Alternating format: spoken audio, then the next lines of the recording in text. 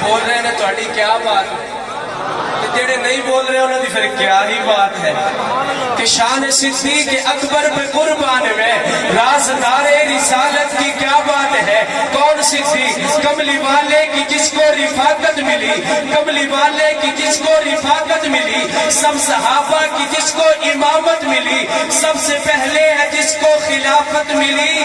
تیرے تخت خلافت کی کیا بات ہے، تیرے تخت خلافت کی کیا بات ہے. اور آج کو کون صدیق غار ہے یا کہ جنت کی گلزار ہے، غار ہے یا کہ جنت کی گلزار ہے.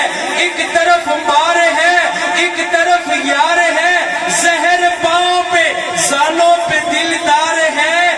واہ صدیق تیری قسمت کی کیا بات ہے، واہ صدیق تیری قسمت کی کیا بات ہے. اگر توجہ ہوئے تو کچھ چینج بھی کہاں یہ صرف ذال صاحب کہ ازلوں سے چلا آتا ہے وہ یار نبی کا، ازلوں سے چلا آتا ہے وہ یار نبی کا. یہ مصرے آپ نے سمجھ کے پھر سبحان اللہ کہنا ہے. ازلوں سے چلا آتا ہے وہ یار نبی کا، اس شخص کا انکار ہے انکار نبی کا. ازلوں سے چلا آتا ہے وہ یار نبی کا، اس شخص کا انکار ہے انکار نبی کا.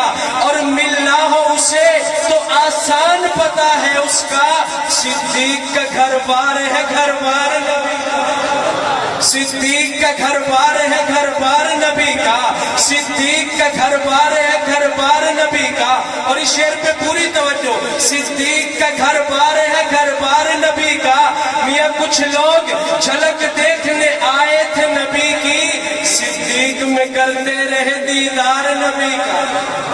قباء کے مقام پر میرے آقا اور حضرت ابوبکر صدیق رضی اللہ تعالیٰ عنہ 3 راتیں اور 3 دن غار ثور کے اندر گزارنے کے بعد جب قباء کے مقام پہ پہنچے، لوگ آتے آقا کی زیارت کرنے کے لیے. ایک طرف حضرت ابوبکر صدیق ہے، دوسری طرف آقا تشریف فرما ہے. لوگ آتے ان کو مغالطہ ہوتا، کوئی آ کے پہلے مصافحہ حضرت ابوبکر صدیق سے کرتا پھر حضور سے کرتا. یارو صدیق اکبر بھی تو سچے عاشق تھے نا، عاشق صادق تھے نا.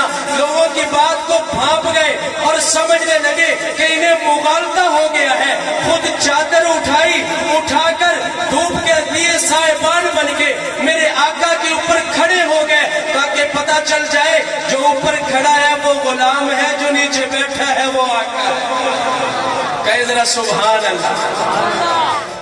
ملنا ہو اسے آسان پتا ہے اس کا، صدیق کا دربار ہے دربار.